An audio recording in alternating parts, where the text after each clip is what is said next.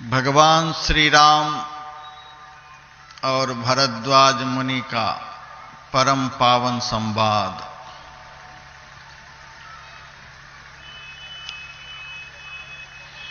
एक और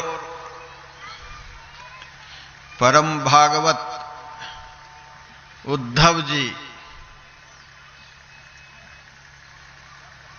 भगवान श्री कृष्ण से ध्यान योग की विधि पूछ रहे हैं। मुमुक्षु पुरुष को आपका ध्यान किस तरह से करना चाहिए, किस भाव में करना चाहिए। तो दूसरी ओर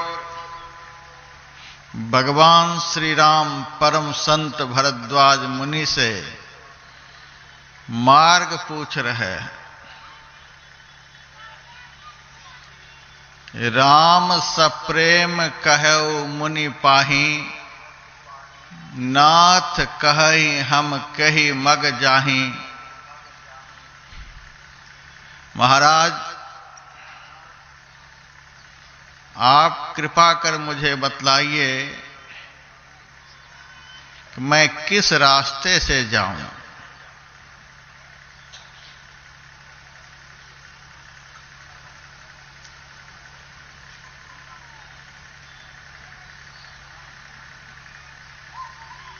अयोध्या से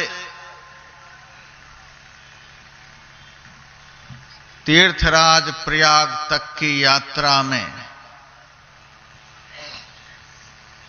भगवान श्री राम को बहुत से ऋषि मुनियों से भेंट हुई है, बहुत से वनवासियों से भेंट हुई है,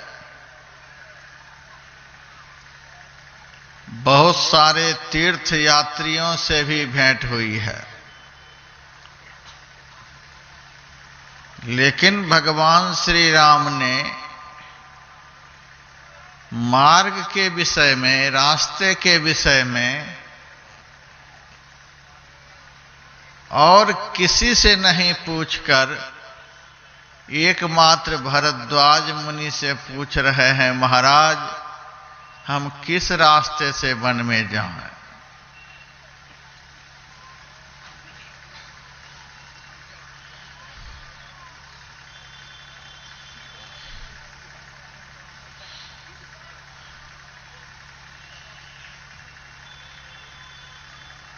जड़ भरत ने राजा रहुगण से भवाटवी का वर्णन करके सुनाया है। भव एक अटवी है। संस्कृत में अटवी कहा जाता है वन को, भव कहा जाता है संसार को। यह संसार एक जंगल है। देखने में लगता है बड़ा भारी शहर है, लेकिन नहीं, यह महाभयंकर जंगल है। तुलसीदास जी महाराज की वाणी में अनविचार रमणीय महा, जो इस संसार के ऊपर विचार नहीं करता है कि यह संसार कैसा है, उसके लिए तो बड़ा ही रमणीय है। लेकिन जो थोड़ा भी संसार के ऊपर विचार करता है तो भयंकर भारी, यह संसार बड़ा भयंकर है।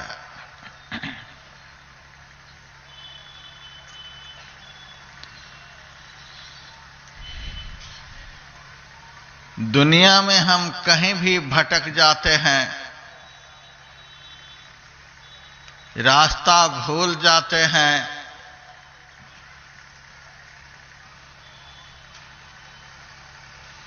तो कम से कम अपना पता जरूर होता है। अपने माता पिता का पता जरूर होता है। अपना घर का पता जरूर होता है। एकमात्र मंजिल का पता नहीं होता है। लेकिन यह संसार ऐसा वन है, यह संसार एक ऐसा जंगल है जिसमें जीव फंस जाता है तो अपने माता पिता को भी भूल जाता है, अपना सही घर को भी भूल जाता है, अपने मंजिल को भूल जाता है, अपना कर्तव्य को भूल जाता है और यहां तक कि इस संसार रूपी वन में फंसा हुआ जीव अपने आप तक को भूल जाता है। बड़ा विकट यह संसार है।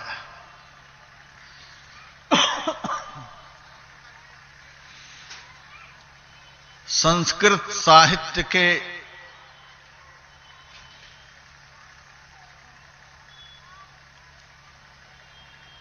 उद्भट विद्वान कलयुग में कालिदास हुए। उन्होंने लिखा है, गंधश्चासो भुवन विदिता केतकी स्वर्ण वर्णाः पद्मभ्रांत्यां चपल मधुपः पुष्प मध्ये पपात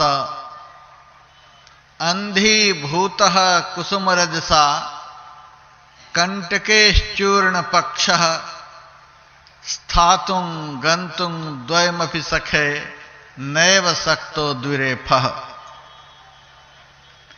इस श्लोक में एक दृष्टांत उन्होंने दिया है। एक भौरा कमल का पराग लेने के लिए अपने स्थान से चला, लेकिन रास्ते में ही उस भौरे को केतकी फूल का एक विशाल वन मिल गया। केतकी फूल देखने में स्वर्ण वर्ण का होता है, केतकी स्वर्ण वर्णा। वह भौरा केतकी फूल को ही विशिष्ट दर्जे का कमल समझकर उसी के ऊपर बैठ गया।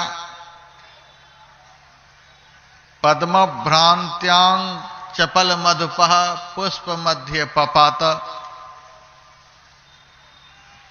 और लगा पराग लेने। केतकी फूल का पराग बड़ा ही तीक्ष्ण होता है। उस पराग के लेने से उस भौरे की आंखें फूट गईं। अंधीभूतः कुसुम रजसा। अब चारों तरफ देखता तो है लेकिन कुछ भी नहीं दिखलाई देता है। भयभीत होकर, दुखी होकर वह भौरा अपने पंखों को फड़फड़ाने लग जाता है। केतकी फूल के किनारे किनारे रेशेदार कांटे भी होते हैं। उस कांटे के कारण भौरे का पंख भी चूर चूर हो गया। कंटकेश्चूर्ण पक्षः। अब भौरे की ऐसी स्थिति हो गई है कि न तो कुछ देख सकता न उड़ सकता। स्थातुं गंतुं द्वयमपि सखे नैव शक्तो द्विरेफः। अब केवल तरफरा रहा है, छटपटा रहा है, आकुल व्याकुल हो रहा है। अब क्या कर सकता। कालिदास ने बतलाया, जो स्थिति केतकी फूल के कारण, केतकी फूल के वन के कारण उस भौरे की हुई, वही स्थिति प्रत्येक जीव की इस संसार रूपी वन में हो रही है। हम लोग इस संसार में आए थे किस लिए? माता के गर्भ में 9 महीने तक पकते रहे। एक एक क्षण कल्प के समान बीत रहा था। वैसी स्थिति में हमने भगवान से प्रार्थना की, हे प्रभु, इस महानतम कष्ट से मुझे कब बाहर निकाला जाएगा? यहां से आप मुझे कब बाहर निकालेंगे?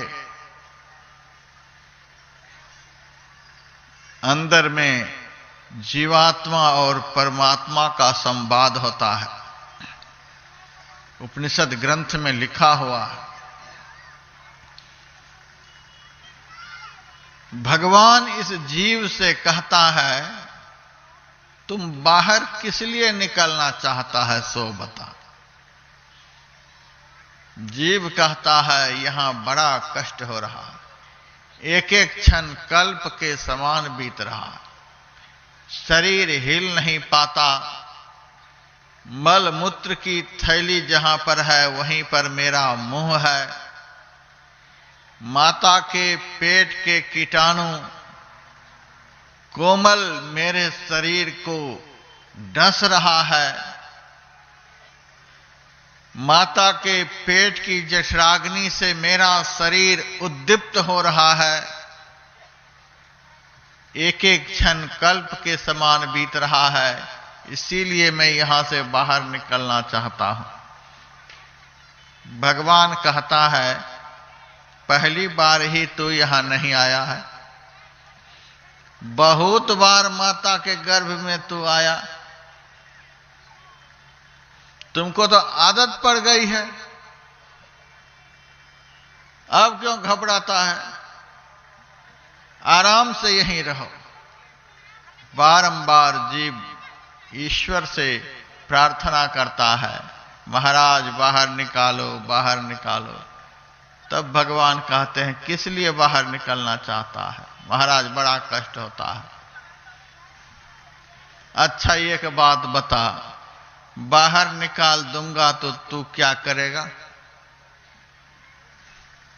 तब थोड़ा चुप हो जाता है, क्योंकि दगा तो पहले से ही मन में है, करना तो कुछ है नहीं,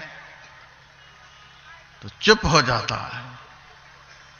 भगवान पूछता है, बोलता क्यों नहीं? बाहर निकालो, बाहर निकालो। जब मैं पूछता हूं बाहर निकल कर करोगे क्या, तो बोलते नहीं। तब वह जीव भगवान से कहता है, हे प्रभु, यदि आप हमको यहां से बाहर निकाल देंगे तो हम आपका इतना भजन करेंगे, इतना भजन करेंगे, भजन छोड़कर कुछ करेंगे ही नहीं। इतना भजन करेंगे कि आपके चरण को प्राप्त कर लेंगे, आपका दर्शन प्राप्त कर लेंगे, जिससे दोबारा इस कष्ट में मुझे कभी आना ना पड़े।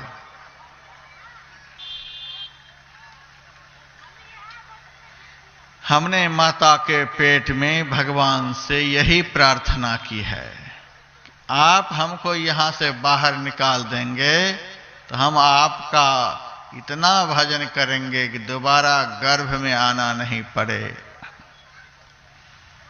तब भगवान कहते हैं, यदि भजन नहीं करेगा तो तब फिर चुप हो जाता है।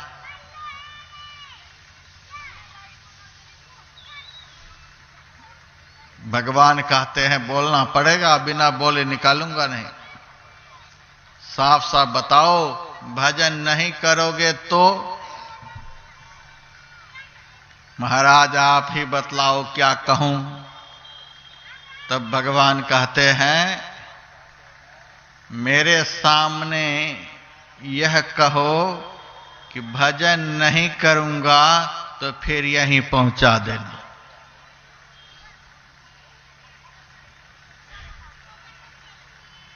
तब भगवान के सामने यह प्रतिज्ञा किया है, यदि मैं आपका भजन नहीं करूंगा तो फिर से यहीं पहुंचा देना।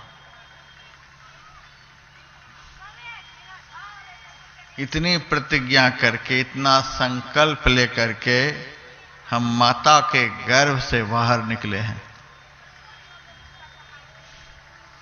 अब जब हम लोग घर घर जाकर उसी प्रतिज्ञा की याद दिलाते हैं, उसी संकल्प का स्मरण कराते हैं, तो लोग कहते हैं महात्मा को तो कोई काम नहीं रह गया, भजन करो भजन करो। हमें तो अभी बहुत कुछ करना है, अभी भजन करने का समय थोड़े आ गया है।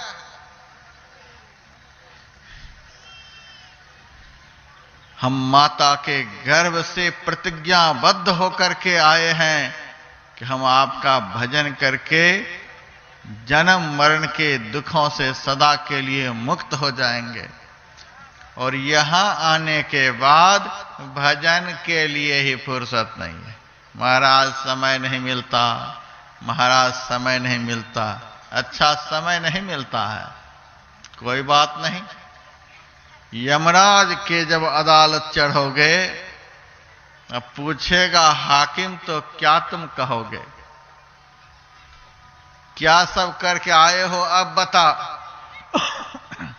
उस समय बतला देंगे कि हम फैक्ट्री लगा कर आए हैं, इलेक्शन लड़कर आए हैं, बहुत लड़के बच्चे को पैदा करके आए हैं, बहुत लंबी चौड़ी खेती करके आए हैं, बहुत बड़ा से बड़ा मकान बना करके आए हैं, आप बतला देंगे और यमराज आपकी बातों से खुश होकर के आपको रिहा कर देंगे, बतला देंगे वहां। यमराज के जब अदालत चढ़ोगे, पूछेगा हाकिम तो क्या तुम कहोगे। उस दिन पापों की अग्नि में जलना पड़ेगा, रेमन मुसाफिर निकलना पड़ेगा।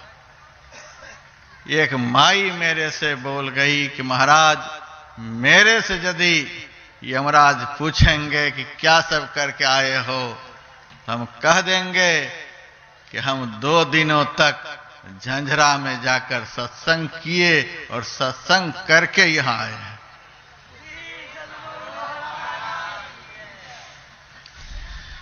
मैंने उस माई से कह दिया, माई, यमराज के अदालत में वे पेश होंगे जो जीवन में कभी सत्संग नहीं किया है, जिन्होंने जीवन में कभी भजन नहीं किया है, जिन्होंने माता के गर्भ में की हुई प्रतिज्ञा का परिपालन नहीं किया है, जिन्होंने भगवान से कही बात को यहां आकर के सदा सदा के लिए भुला दिया है, वे उस दरबार में पेश होंगे। और जिन्होंने सारे जीवन सत्संग किया, जिन्होंने सारे जीवन भजन किया, माता के गर्भ में जो प्रतिज्ञा किया, उस प्रतिज्ञा का परिपालन किया, वे यमराज के अदालत में पेश नहीं होंगे, वे भगवान के गोद में जाकर विराजमान होंगे।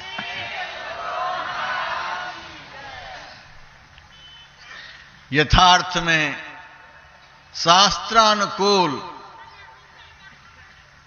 हम परमात्मा से प्रतिज्ञाबद्ध होकर परमात्मा दर्शन के लिए, परमात्मा भक्ति करने के लिए, परमात्मा के चरण कमल का पराग लेने के लिए इस संसार में आए।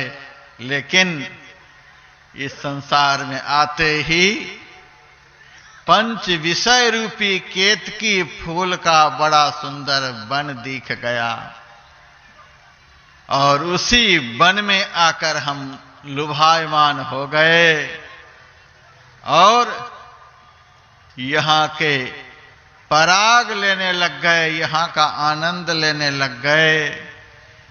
यहाँ के विषय भोगों में लिप्त होने लग गए।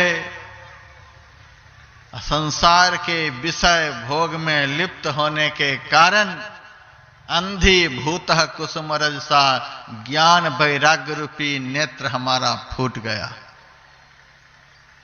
इस संसार रूपी केतकी फूल के वन में ज्ञान वैराग्य रूपी नेत्र, जिससे परमात्मा दर्शन होता है, वही नेत्र यहां आकर के फूट गया। न ज्ञान रह गया, न वैराग्य रह गया। अंधी भूतः कुसुम रजसा। और त्याग विवेक रूपी पंख भी बुढ़ापे में जाकर के टूट गए। अब कुछ त्याग करने के लायक रहा नहीं। अब विवेक शक्ति सारी नष्ट हो गई। अब क्या करें, केवल पश्चाताप रह गया। वृद्ध भय तन कांपन लागे, कफ पित बात भरी, लक्ष्मीपति पछतात सेज पर, अब हम काह करी, मन पामर हो नर्तन काहे को धरी। इसीलिए भर्तृहरि ने लिखा है, यावत् स्वस्थ मिदं कलेवर गृहं, यावच्च दूरे जरा, यावच्चेन्द्रिय शक्तिरप्रतिहता, यावत् क्षयो नायुषः, आत्मा श्रेयसी तावदेव विदुषा, कार्यः प्रयत्नो महान, प्रोद्दीप्ते भवनेत कूप खननम प्रत्युद्यमः कीदृशः। जब तक यह शरीर रूपी गृह स्वस्थ है, तब तक में अपना परम कल्याण बना लीजिए, तब तक में अपना परम उद्धार कर लीजिए, तब तक में अपनी की हुई प्रतिज्ञा का अच्छी तरह से परिपालन कर लीजिए।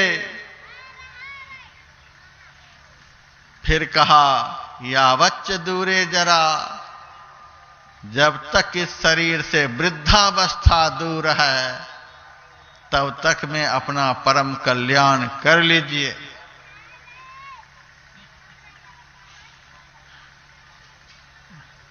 आज भी एक माई मेरे पास आई, लगभग 80 साल की उम्र होगी, और मेरे से कह रही है, महाराज माथे में बड़ा दर्द रहता है, गर्दन में बहुत दर्द रहता है, अब दर्द नहीं रहेगा तो क्या रहेगा बतलाइए। जवानी की देह दिन के समान होती है और बुढ़ापे की देह रात्रि के समान होती है। दिन में चोर उचक्के जहां तहां छिपे हुए होते हैं, रात्रि में एक एक करके निकलने लग जाते हैं। उसी प्रकार से जवानी की देह में रोग रूपी चोर जहां तहां अंदर में छिपे हुए होते हैं। देह में ताकत होती है, रोग दबे हुए रहते हैं। बुढ़ापे की देह में रोग रूपी चोर कभी घुटने होकर के निकलते हैं, कभी कमर होकर के निकलते हैं, कभी सिर होकर के निकलते हैं। अंग अंग से रोग रूपी चोर निकलने लग जाते और आक्रमण करने लग जाते हैं। कृष्णं त्वदीय पद पंकज पंजरांते, अद्यैव में विसतु मानस राजहंसा, प्राणपयान समय कफवात पित्ते, कंठावरोधन विधौ स्मरणम कुतस्ति। हे श्री कृष्ण, मेरा मन रूपी राजहंस आपके चरण कमल रूपी पिंजरे में आज ही प्रवेश कर जाए, क्योंकि जब वृद्धावस्था आ जाएगी, कफ पित्त बात से गला अवरुद्ध हो जाएगा, ऊपर का श्वास ऊपर, नीचे का श्वास नीचे, दम घुटने लग जाएगी। उस समय स्मरण कहां से होगा, चिंतन कहां से होगा। इसीलिए जब तक इस शरीर से वृद्धावस्था दूर है, तब तक में अपना परम कल्याण कर लीजिए।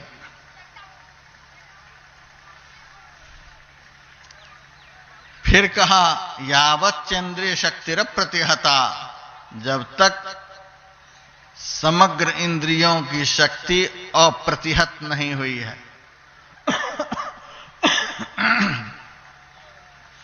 सारी इंद्रियां जब तक स्वस्थ हैं, सबल हैं, आंख देखने के लायक, कान सुनने के लायक, अंग प्रत्यंग चलने फिरने के लायक, तब तक में अपना परम कल्याण कर लीजिए।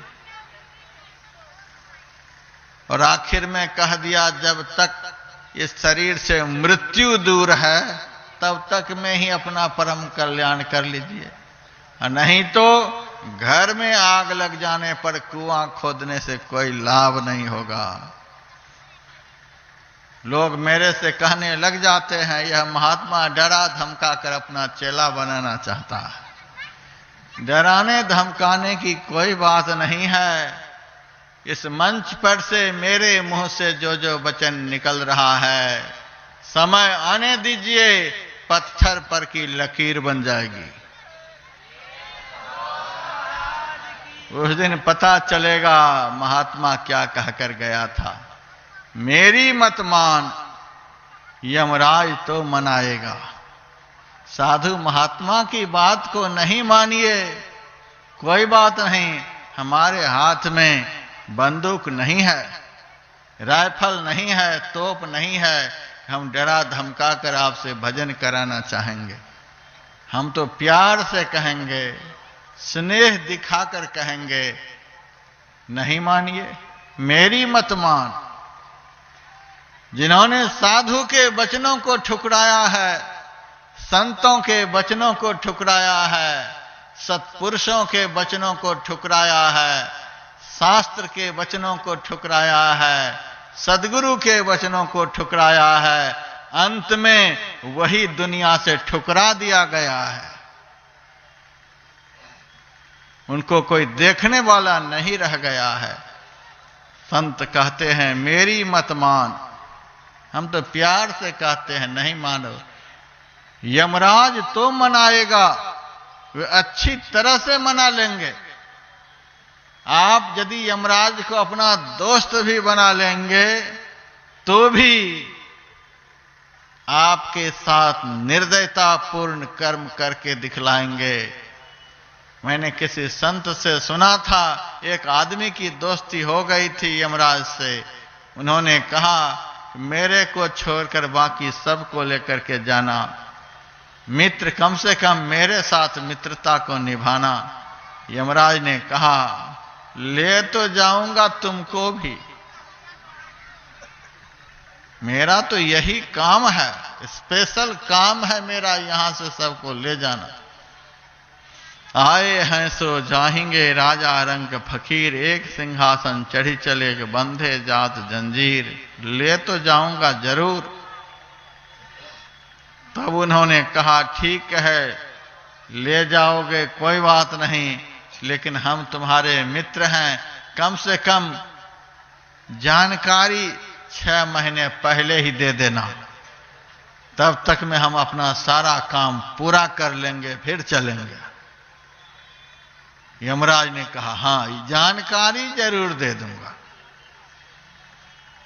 ऐसा ही हुआ। यमराज उनको लेने के लिए पहुंच गए। उन्होंने कहा, तू मित्र बनकर मेरे साथ इतनी बड़ी गद्दारी की, बिना जानकारी दिए ही पहुंच गए, क्या बात है? एक साधारण मित्र भी मित्रता को निभाते हैं, तू तो एक भी जानकारी नहीं दी और पहुंच गया। यमराज ने कहा, 4-4 नोटिस भेज दिया तुम्हारे पास, 4-4 सूचनाएं भेज दी तुम्हारे पास अकल है ही नहीं तो मैं करूं क्या? उन्होंने कहा, मेरे पास तो एक भी नहीं है, तो कैसे कहता है 4-4 नोटिस भेज चुका हूं? कहा, और कागज की नोटिस भेजता तो तू दबा भी देता, निगल भी जाता। हमने जो नोटिस भेजी है वो तुम्हारे साथ बरकरार है। कहा, कहां वह नोटिस है? कहा, बाल देख ले, एक भी बाल काला है। कहा, बाल तो एक भी काला नहीं है। कहा, यही तो पहली नोटिस है। मेरा प्रवचन पंडाल में बहुत बूढ़े सुन रहे थे। उन्होंने क्या किया कि बाजार में नाई के पास जाकर बाल को काला करवा लिया कि जमदूत को चकमा दे देंगे। मैंने कहा यमदूत की आंख बड़ी तेज होती है, वो समझ जाते हैं ये नकली बाल है कि असली बाल है। उनको कोई चकमा में डालने का प्रयास मत करे। फिर कहा दूसरी चिट्ठी देख, आंख से अच्छी तरह दिखलाई दे रही है। तब कहता आंख से अच्छी तरह दिखलाई भी नहीं दे रही है। तो मेरा प्रवचन सुनकर बुढ़ऊ ने पावर वाला चश्मा लगा लिया। यह नहीं कहेंगे कि कम दिख रहा है। कहा तीसरी नोटिस, कान से सुनाई दे रहा है? कान से सुनाई भी नहीं दे रहा। यही तो है। और कहा चौथी नोटिस, का मुंह में दांत देख एक भी है? भले तू नकली पापड़ खाने के लिए लगा ले, यह अलग बात है, लेकिन हमारे फरमान के अनुसार ये चारों नोटिस तुम्हारे साथ में है। मेरी मत मान यमराज तो मनाएगा, तेरी करनी का दंड तुझे मार कर भुगाएगा, घोर नरक कष्ट सहना पड़ेगा, रेमन मुसाफिर निकलना पड़ेगा। तो यथार्थ में हम आए थे परमात्मा के चरण कमल का पराग लेने के लिए, लेकिन इस संसार रूपी वन में परमात्मा रूपी माता पिता को हम भूल गए। जिस घर से चलकर इस संसार में आए उस घर को भी भूल गए। नकली नकली घर बनाने में लग गए। अपने आप को भी भूल गए। और किस रास्ते से इस संसार रूपी वन से हम बाहर निकलेंगे उस रास्ते को भी भूल गए। भूले हैं कि नहीं भूले हैं? पंडाल में कोई कह सकते हैं कि हमारे जो पिता हैं, हमारी जो असली मां हैं, उनको हमने देखा है। शरीर के माता पिता को भले हम लोगों ने देखा है, लेकिन जिन्होंने हमको बनाया उस माता पिता को आज तक नहीं देख पाए। ये माता पिता हमारे परमात्मा हैं, जिस माता पिता की गोद से इस जीव को दोबारा कभी उतरना नहीं होता है। यद गत्वा निवर्तन्ते तद्धाम परमम मम, जहां जाकर जीव को लौटना नहीं होता वही मेरा परम धाम है। भगवान ने अर्जुन से कहा था, भूतों को पूजने वाले भूतों के पास, बहुत लोग भूत प्रेत की आराधना उपासना करते हैं, वे भूतों के पास जाएंगे। पितरों को पूजने वाले पितरों के पास, देवताओं की पूजा करने वाले देवताओं के पास, और अर्जुन मेरा भक्त मेरे पास आ जाता है। अर्जुन ने कहा इसका क्या मतलब हुआ? भगवान ने कहा भूतों के पास जाओगे तो कुछ दिनों तक वहां रहकर फिर पंचभूतमय संसार में भटकते रहोगे। पितरों के पास जाओगे, कुछ दिनों तक पितरों के साथ रहोगे, फिर इस सुख दुखात्मक संसार में भटकते रहोगे। देवताओं की उपासना करके देवताओं के पास जाओगे, पर वहां जब तुम्हारा पुण्य क्षय हो जाएगा फिर इसी दुखमय संसार में भटकना पड़ेगा। लेकिन मेरे पास आ जाओगे तो फिर जाना नहीं होगा। सखिया वा घर सबसे न्यारा, जहां पूरन पुरुष हमारा, जहां नहीं सुख दुख साच झूठ नहीं, पापन पुण्य पसारा, नहीं दिन रैन चंद नहीं सूरज, बिना ज्योति उजियारा, सखिया वा घर सबसे न्यारा। आखिर में कबीर साहब कहते हैं, जहां पुरुष तहमा कछ नाही, जहां परमात्मा रूपी पुरुष विराजमान है, वहां एक भी दुख नहीं, एक भी विपत्ति नहीं, एक भी संकट नहीं। सुबह से सुन रहे हैं, वहां केवल आनंद ही आनंद है। जहां पुरुष तहमा कछ नाही, कह कबीर हम जाना, हमारी सैन लख जो कोई पावे पद निर्वाणा। मेरी ही तरह एक महात्मा प्रवचन कर रहा था, उसी समय धरती हिलने लग गई।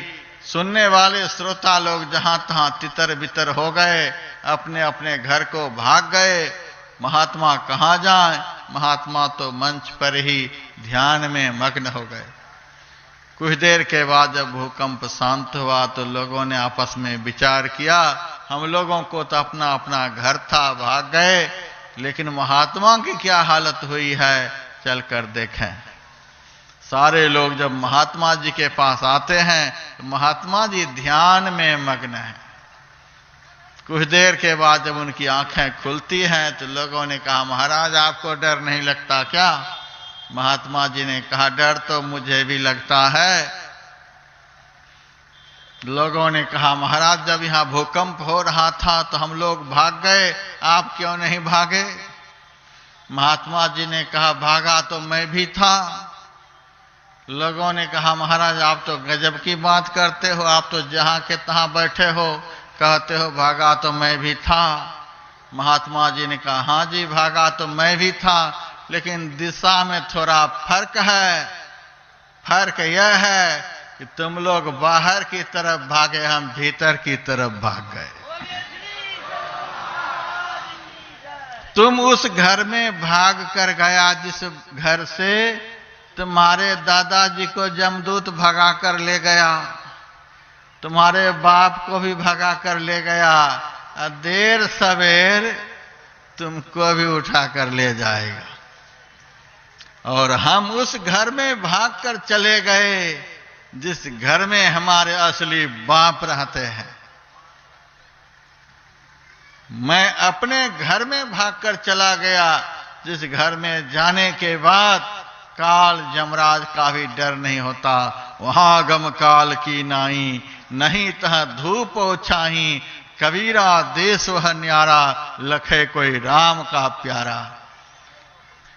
उस घर में मैं भागकर चला गया जिस घर से इस जीव को दोबारा फिर भगाया नहीं जाता।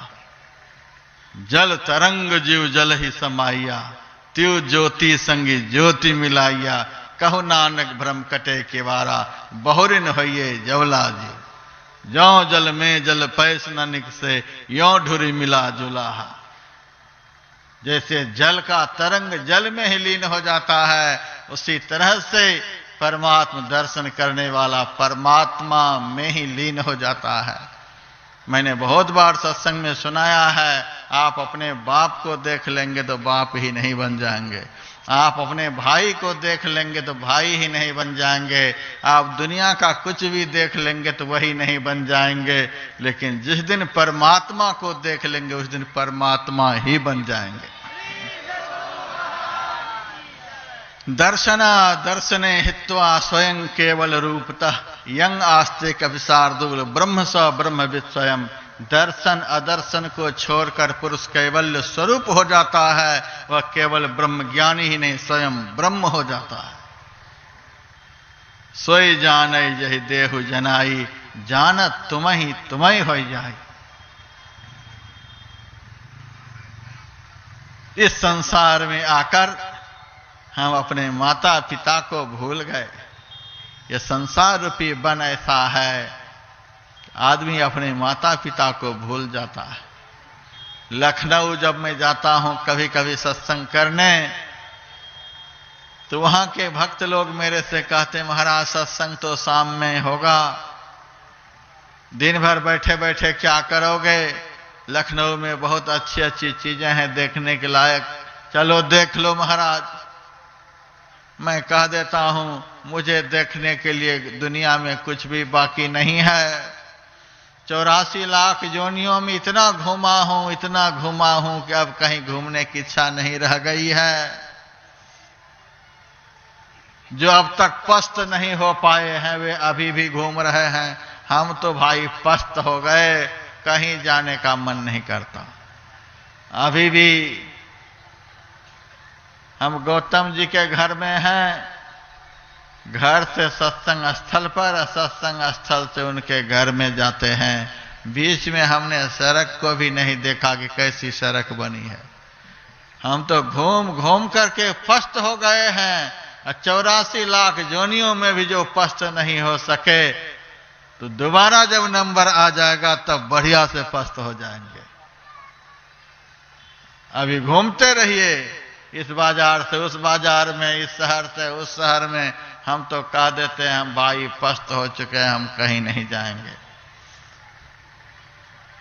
विदेश की भूमि पर से भी लोग बुलाते हैं, हम कह देते हैं हम सब देश घूम चुके हैं, कोई ऐसा देश नहीं जहां हम नहीं गए हैं।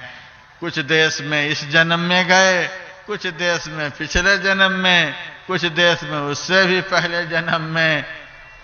आज से हम लोग संसार में थोड़े हैं। दुनिया में कोई भी ऐसी जगह नहीं जहां हमारा जन्म नहीं हुआ है। दुनिया में कोई ऐसी जगह नहीं जहां हमने देह का त्याग नहीं किया है। दुनिया में कोई ऐसा शरीर नहीं जिस शरीर में हम नहीं गए हैं। दुनिया का कोई ऐसा कर्म नहीं जो कर्म हम नहीं किए हैं। सब कुछ पूरे हो चुके हैं।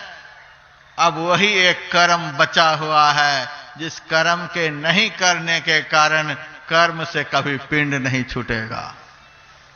अब वही एक मंजिल बचा हुआ है, जिस मंजिल पर पहुंचे बगैर मंजिल कभी दिखेगा ही नहीं। अब वही मिलने के लिए बचा हुआ है, जिनसे मिले बगैर सारे जीवन मिलते जुलते रहेंगे और बिछुड़ते भी रहेंगे।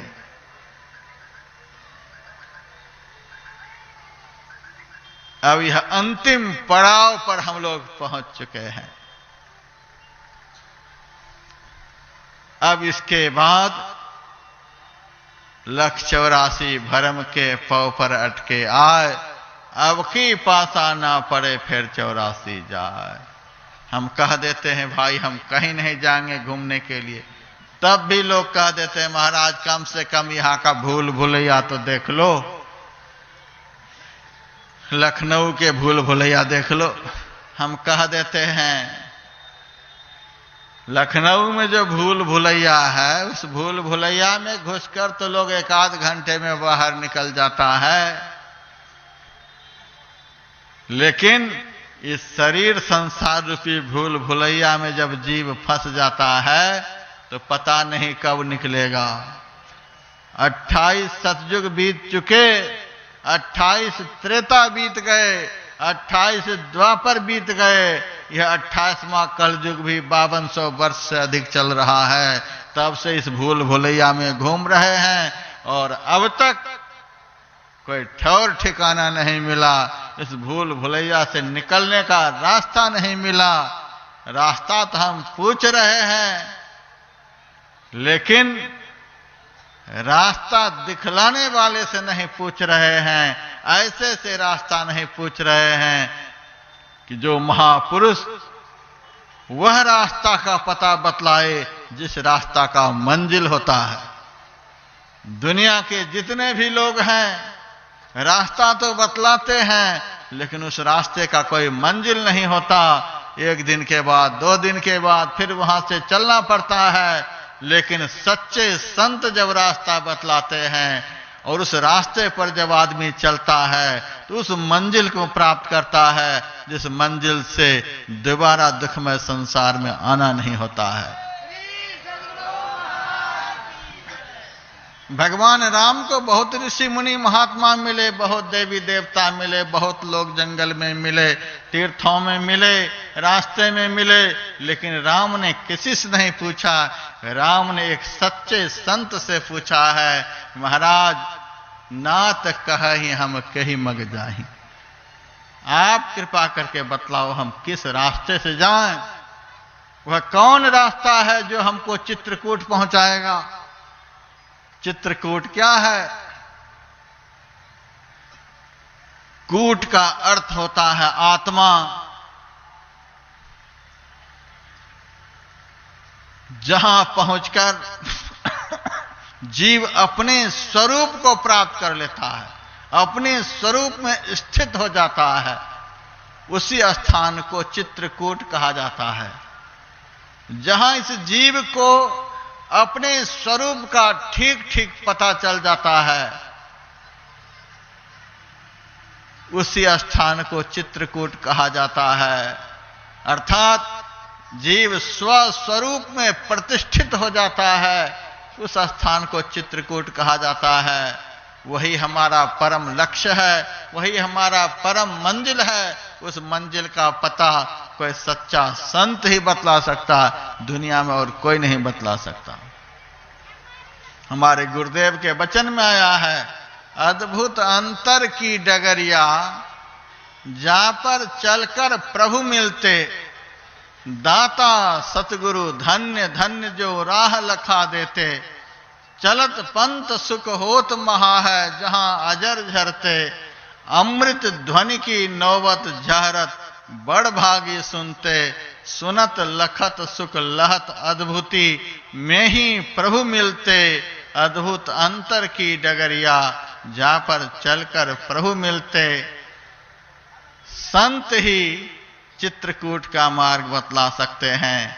संत ही स्वस्वरूप में प्रतिष्ठित हम कैसे होंगे, वह रास्ता बतला सकते हैं। संत ही हमारे जीवन के परम लक्ष्य को बतला सकते हैं। संत ही वह मुकाम बतला सकते हैं, जिस मुकाम से हमको फिर किसी मकान में जाना नहीं होता है। 25 साल पहले की बात है, अयोध्या जी में सरजू नदी के तट पर मैं घूम रहा था।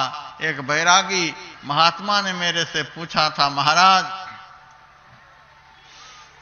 आप कहां से आए हो और कहां जाओगे?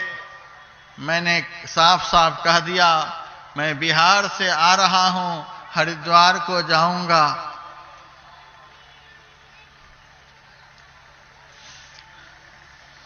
महात्मा जी ने मेरे से कहा, महाराज आप काहे के लिए महात्मा बने? जब आपको अकल नहीं है तो महात्मा बने काहे?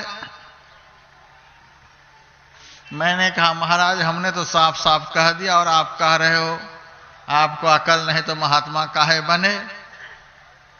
उन्होंने कहा, मैंने आपसे पूछा है आप कहां से आ रहे हो और कहां जाओगे। आपके शरीर से मैं नहीं पूछ रहा हूं, आपसे पूछ रहा हूं आप कहां से आ रहे हो और आप जाओगे कहां? कहां तुम्हारा मंजिल है, कहां लक्ष्य है, कहां जाने के लिए आए हो? तब तो मेरा माथा घूम गया। मैंने उनसे कहा, महाराज आप ही बताओ। तब उन्होंने कहा, अब यदि कोई पूछे तो कह देना मैं आगम से आया हूं और बेगम में जाऊंगा। आगम का अर्थ परमात्मा। जिय जब ते हरिते बिलगान्यो, तब ते देह गेह निज जान्यो, माया बस स्वरूप बिसरायो, तही भ्रमते नाना दुख पायो। तू उतर पड़ियो तम माही, पीव निह शब्द में, यही तय पड़ गयो दूर, चलो निह शब्द में। हम परमात्मा के अभिन्नतम अंश हैं, परमात्मा से विमुख हो गए हैं, परमात्मा से बिछुड़ गए हैं, इस संसार में भटक रहे, अगम से आए हैं, अर्थात परमात्मा के अभिन्नतम अंश हैं, उनसे बिछड़े हुए हैं। और बेगम में जाएंगे, बेगम का भी वही अर्थ जिसका पता नहीं। किसी भी इंद्रियों के द्वारा जिसका पता नहीं चले उसी को बेगम कहते हैं। किसी भी इंद्रियों को जिसके विषय में कोई थाह नहीं चले उसी को अगम कहते हैं। जहां से हम चलकर संसार में आए हैं, फिर से उलटकर हमको वहीं जाना है। उलटी पाछलो पैरो पकड़ो, पसरा मना बटोर, कहे कबीर सुनो भाई साधो, तब पैहो निज ठौर, मुसाफिर जइहो कौनी ओर। महर्षि रमन से किसी भक्त ने पूछा था, महाराज मुक्ति का मार्ग कहाँ है, कैसा है? वे बहुत कम बोलते थे। उन्होंने कहा, जिस रास्ते से आए हो फिर से वही रास्ता पकड़ लो, यही मुक्ति का मार्ग है। सुन्नी मार्ग आइया, सुन्नी मार्ग जाए, चेतन पैरा शब्द का दादू रहे ल्योलाए। हमने शब्द से शब्द में आए, शब्द से प्रकाश में आए, प्रकाश से अंधकार में आए हैं, फिर यहीं से उलटना है। अंधकार से प्रकाश का मार्ग, प्रकाश से शब्द का मार्ग, शब्द से निःशब्द का मार्ग। जिस रास्ते से चलकर आए उसी रास्ते को पकड़ लेना है। लेकिन उस रास्ता का ज्ञान कौन बताएगा? दाता सतगुरु धन्य धन्य जो राह लखा देते। संत सदगुरु ही वह रास्ता बतला सकते हैं। आप लोगों ने पाठ में सुना, भगवान राम ने भरद्वाज मुनि से पूछा है कि हम किस रास्ते से वन में जाएं। तो वहां 50 उनके शिष्य कूदने लग गए, हमको रास्ता दिखा हुआ है, हमको रास्ता दिखा हुआ है, हमको रास्ता दिखा हुआ है। सुनकर शिष्य 50 धाए, दौड़ करके 50 शिष्य आ गए, महाराज हमको रास्ता दिखा हुआ, हमको रास्ता दिखा हुआ है। भगवान राम ने कहा, जिन्होंने रास्ता को देखा है वह इस तरह से चौराहे पर खड़े होकर के नहीं बोलता है। जिनको रास्ता का ज्ञान है वह ऐसे छिछलेपन से नहीं बोलता। कोई बिरले भक्त ही उनके पास जाकर उस रास्ते के विषय में पूछता है, तब वो बतलाते हैं। ऐसे नहीं। एक चौराहे पर एक अंधा खिलखिला खिलखिला करके हंस रहा था। उनसे किसी ने कहा, अरे सूरदास क्या बात है, आज बड़े हंस रहे हो, बड़े खुश हो रहे हो। उस अंधे ने कहा, आज भगवान का दर्शन हो गया, आज भगवान का दर्शन हो गया। अच्छा, भगवान का दर्शन हो गया? कहा, मुझे नहीं दर्शन कराओगे? कहा, तुरंत करा दूंगा। तो ठीक है, करा। कहा, आंख फोड़ ले पहले।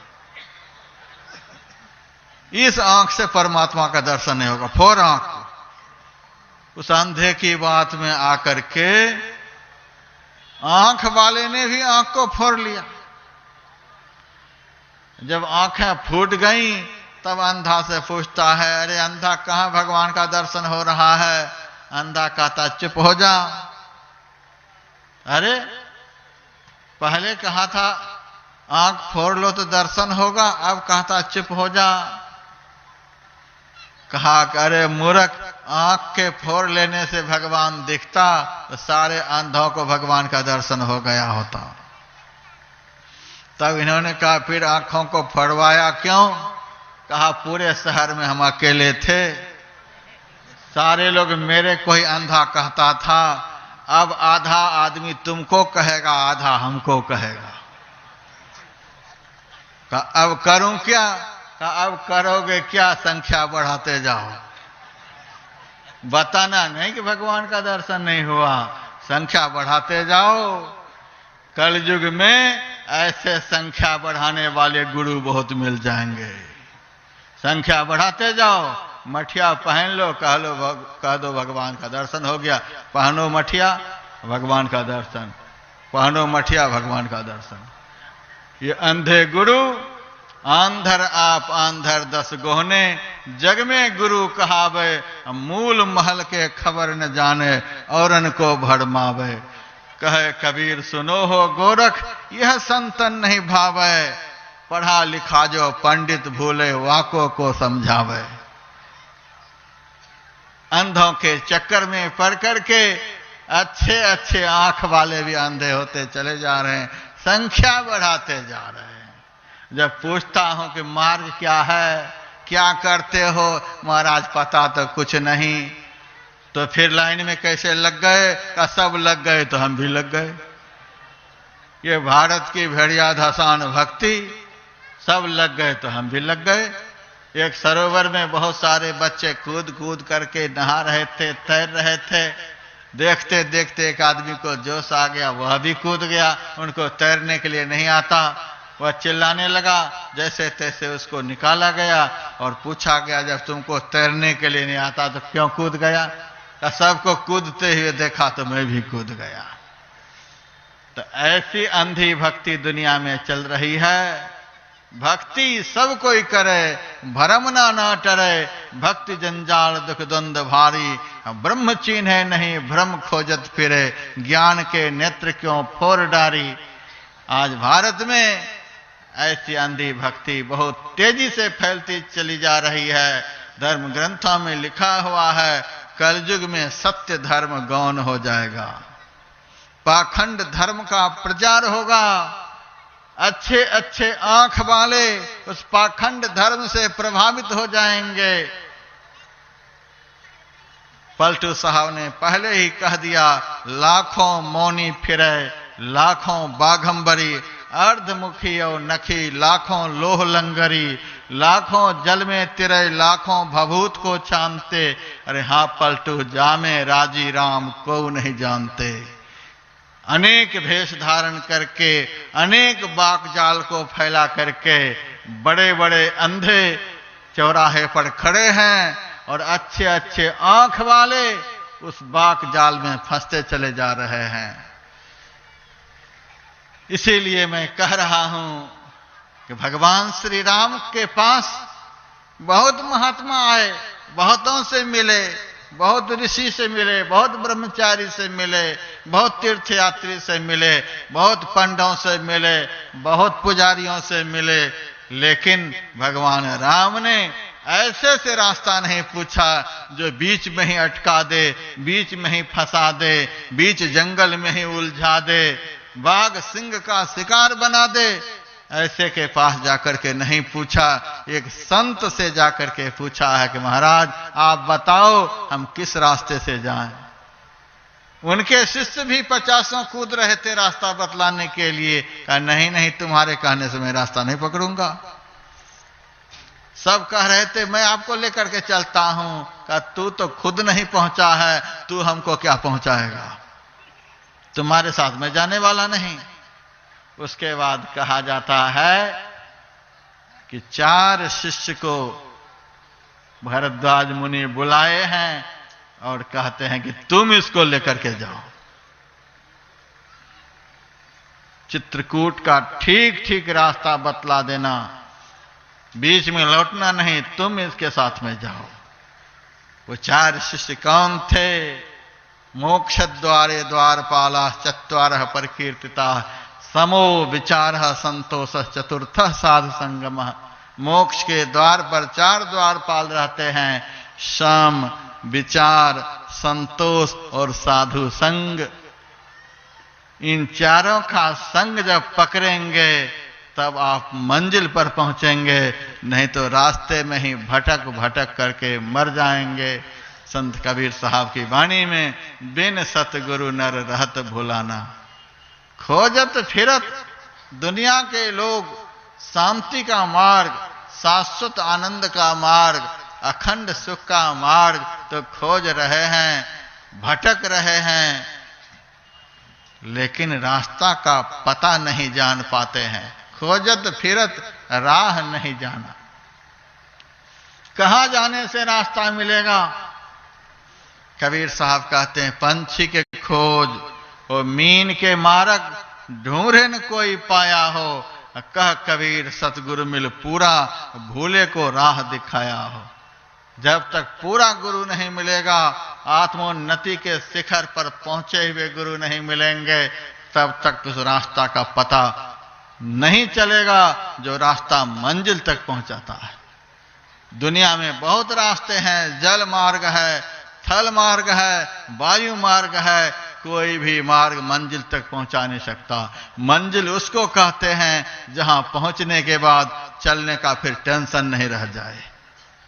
है कोई दुनिया में ऐसा मंजिल जहां पहुंच करके फिर चलना नहीं पड़े?